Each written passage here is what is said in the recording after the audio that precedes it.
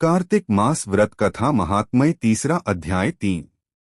कार्तिक मास के तीसरे अध्याय में सत्यभामा पूछती हैं कि कार्तिक मास ही सब मासों में श्रेष्ठ क्यों है। सब मासों में कार्तिक मास ही आपको अधिक प्रिय क्यों है। इसका वर्णन भगवान कृष्ण उन्हें सुनाते हैं। यहाँ विस्तार से पढ़े कार्तिक मास का तीसरा अध्याय। सत्यभामा ने पूछा, हे स्वामिन, कालरूपधारी आपके सभी वर्ष मास दिन आदि अंग प्रत्यंग एक समान महत्व रखते हैं, आथ कार्तिक मास ही सब मासों में श्रेष्ठ क्यों है। फिर सब तिथियों में एकादशी और सब मासों में कार्तिक मास ही आपको अधिक प्रिय क्यों है। हे देवेश, इसका कारण कहिए। श्री कृष्णचंद्र जी ने कहा, हे प्रिय, तुमने मुझसे बहुत अच्छी बात पूछी। इस विषय में महाराजा वेन के पुत्र पृथु और नारद का संवाद कहता हूँ, उसे एकाग्र मन से सुनो। इसी प्रकार एक समय में नारद जी से राजा पृथु ने प्रश्न किया था और सर्वज्ञ नारद जी ने पृथु को कार्तिक मास की महिमा बतलाई थी।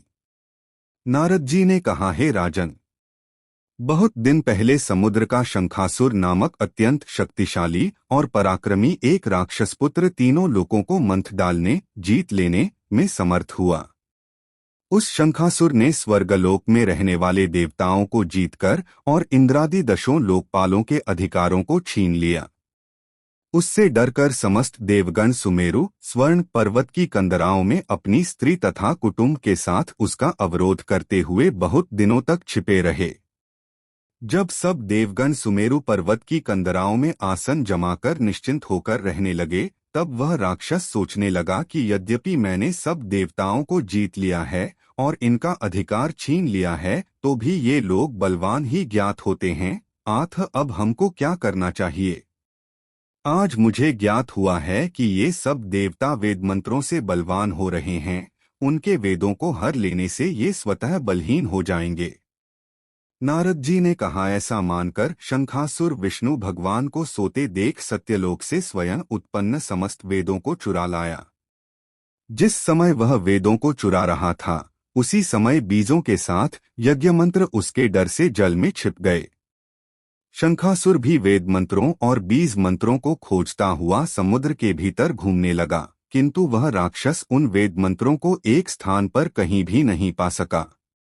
इसी समय ब्रह्मा जी भी सब देवताओं के साथ पूजन सामग्री और उपहार लेकर बैकुंठ लोक में विष्णु भगवान की शरण में पहुंचे।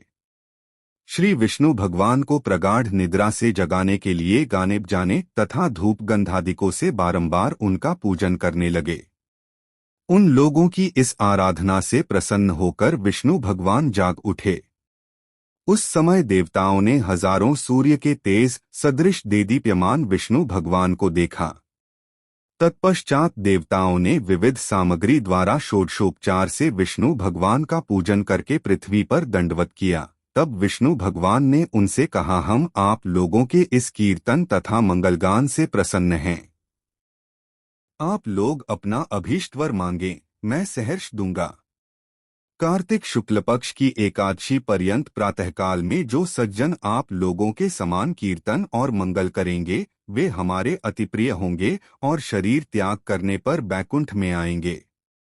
यह जो पाद्य अर्घ्य आचमन और जल आदि सामग्री आप लोग हमारे लिए लाए हैं, वे सब अनंत गुणों वाली होकर आप लोगों को आनंदित करेगी।